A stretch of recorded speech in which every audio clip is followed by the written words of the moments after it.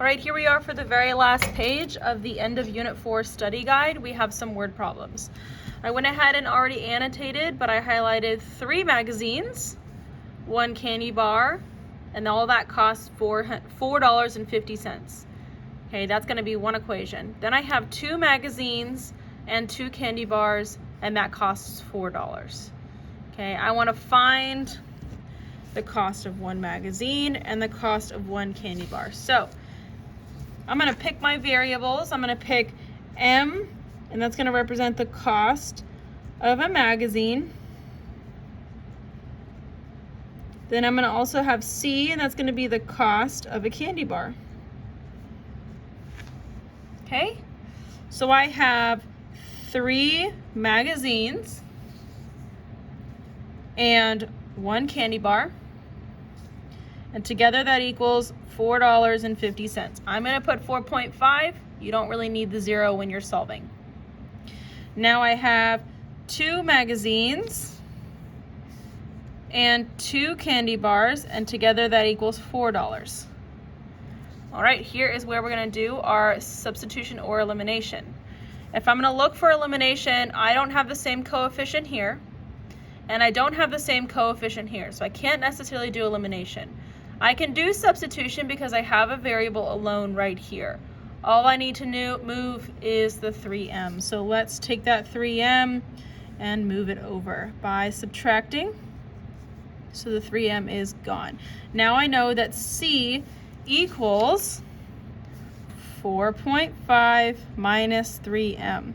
Now I'm going to take that information, and wherever I see a C, I'm going to replace it with 4.5 minus 3m. So rewriting up here, 2m, I'm rewriting this equation, plus 2 times 4.5 minus 3m equals 4. All right, so I have 2m, and I'm going to distribute. So 2 times 4.5 is 9. 2 times negative 3 is negative 6m equals 4.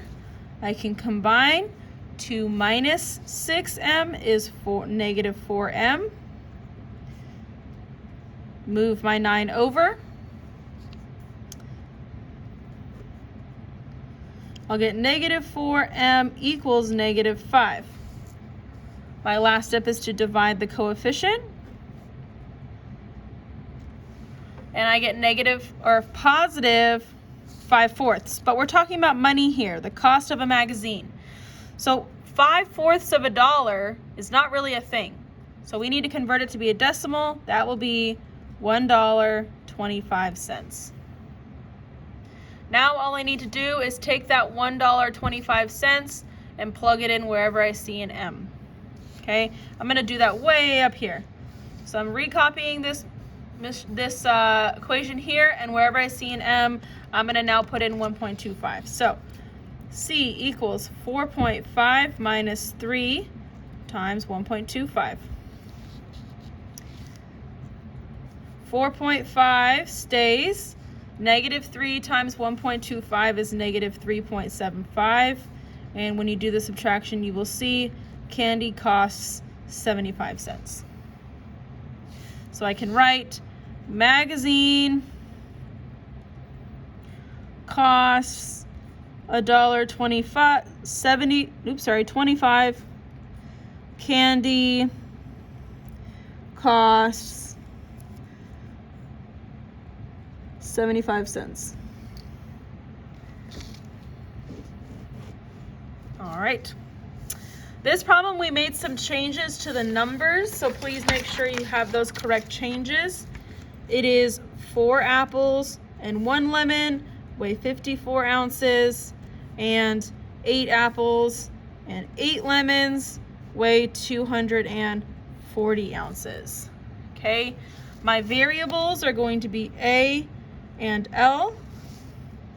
A is going to represent the weight of an apple, and L is going to be the weight of a lemon. Okay, so 4 apples, so it'll be 4A plus 1 lemon equals 54 ounces. Then I have 8 apples and 8 lemons equals 240. Okay, let's decide substitution or elimination. Elimination won't work. I do not have the same coefficient here, and I do not have the same coefficient here. I don't even have opposites. So substitution is going to have to work here. I see L is already alone. We just need to move the 4A. So let's move that 4A over by subtracting. Now I know that L equals 54 minus 4A. All right, so now whenever I see an L in this equation here, I'm going to substitute it with 54 minus 4A. So I am rewriting this equation. 8A minus 8, and instead of L, 54 minus 4A equals 240. I need to distribute that negative 8. Okay, I will get negative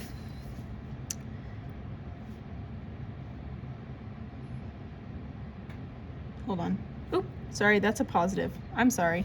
That's plus 8. I don't know why I put minus 8. So it's positive 432. I knew something was wrong. Positive 8 and negative 4, that's negative 32A. 200 equals 240. I see some A's here. That will be 8A minus 32A, which is negative 24A.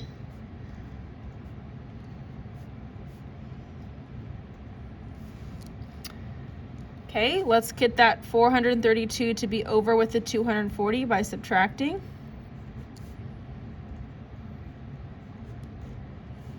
You're going to get negative 24A equals negative 192. Last thing we do is divide by the coefficient. And we will get that an apple weighs 8 ounces. Because remember, A is the weight of an apple. And it's asking, find the weight. Okay, so 8 ounces. All right, this last one, to find L, we're going to take that 8 and substitute it right there. So L equals 54 minus 4 times 8. That will be 54 minus 32. L is 22 ounces. So an apple weighs 8 ounces. Lemon weighs 22 ounces. Just like that. All right. And the very last problem. Here is a graph for one of the equations in a system of 2 equations, okay? We don't know what the 2 equations are. They don't have it written out for us, but we do know this is a line for one of those equations. Okay, we want to know what's the other line.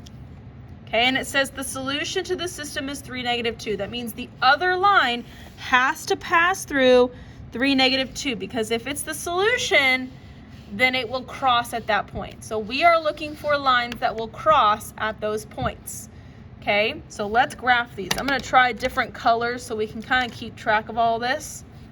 This is not ready to graph yet. I'm just going to move that 2x over. So I have y equals 4 minus 2x. Okay, now I can graph it because it says y equals. The y-intercept is 4. And the slope is negative 2. Okay, that brings us to cross right where we said it would, or should at least. Okay, so that purple line works. That is a solution because it crosses also at 3, negative 2. Another thing we could have done was also plug in 3 and negative 2. So we could have done x is 3, y is negative 2. So negative 2 equals 4 minus 2 times 3. That's going to give you negative 2 equals 4 minus 6. 4 minus 6 is negative 2. That's a true statement, so it is also true. This one here is ready to graph because it says y equals. The intercept is 8, which is all the way up here. A little bit hard to graph for that one. So let's do the plugging in method. Okay, so y is negative 2. x is 3. And if we get a true statement, then that line will work. That's going to be negative 12 plus 8. Negative 12 plus 8, that equals negative 4. So they're not equal. That will not work. Okay, this one is also ready to graph, and let's go ahead and grab that one because we can do negative 3. That graph has negative 3. So down 1, 2, 3. A slope of 1/3, that's up 1 over 3, and look at that, it crosses through. So this must be another solution. So that one works.